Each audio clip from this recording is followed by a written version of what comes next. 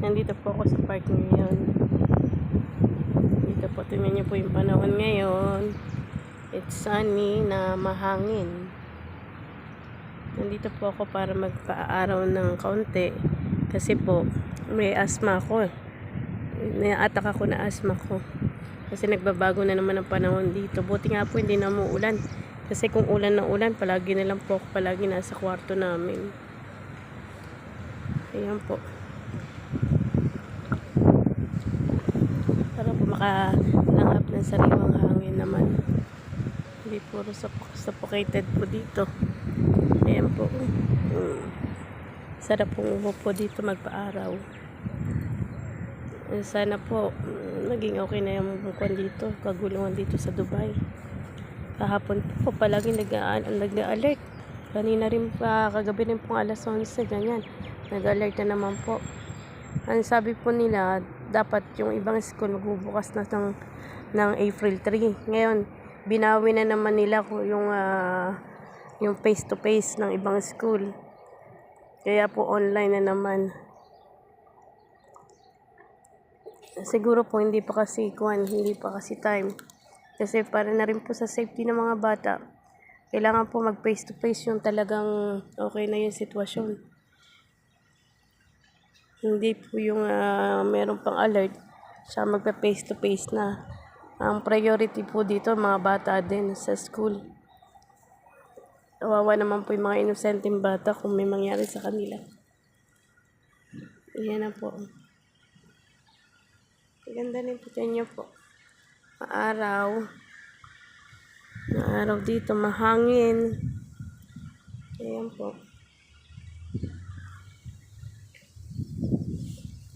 Ayan po. Upo muna po dito sa park. Bumili ako ng isang tea para kahit pa paano may makuha na sigura ako. Kami po dito sa Dubai ngayon kasi online ang kumukuha lang po sa online ang mga guro, pero yung ibang school po yung mga assistant din kasama sa online.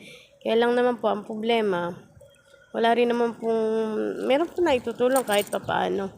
Kaya lang po hindi po totally na malaki na itutulong ng mga assistant sa online class.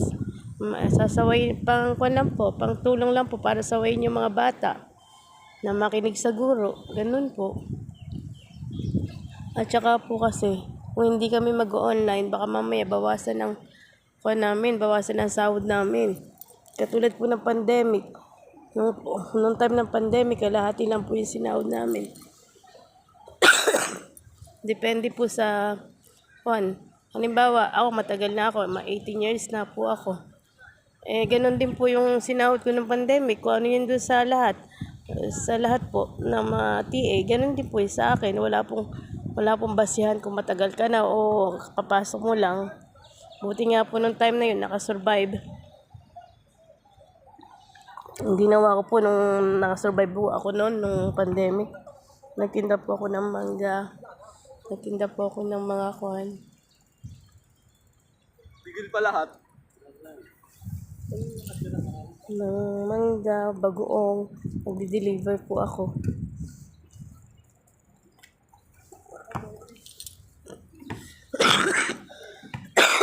Pasensya na po kayo, naubo po ako. Yan po yung asthma ko. Minsan lang po ako asthma sa isang taon na 2 beses lang. Pag nagbabago ang panahon. Ganun lang po. Ay, Diyos ko. Sana po maging okay na lahat dito. Nakakakuan din po na hindi okay dito. Nung 18 years po ako dito, ngayon ko lang naranasan na ganito. Hindi naman po ganito dito sa Dubai. Ngayon lang po. For 18 years, tingnan nyo po. Na ngayon lang nangyari to.